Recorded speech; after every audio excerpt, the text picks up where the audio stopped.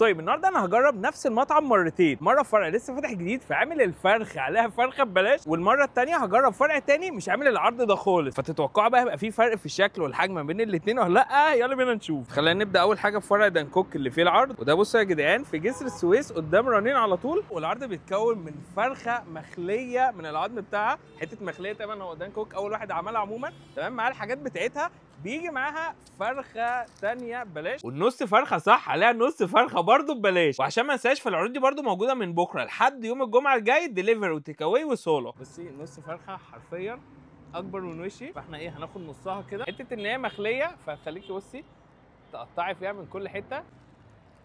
التتبيله جامده. التتبيله بتاعت الفراخ وانها نضيفه من القلب دي، مكيفين على الاخر قوي يعني. ده حلو قوي. نازل عامل سندوتش. ميزه بقى ان هي فرخه مخليه اللي انا هاخد منها اي حته واقوم حاططها كده، مش حته ستريبس قد كده لا.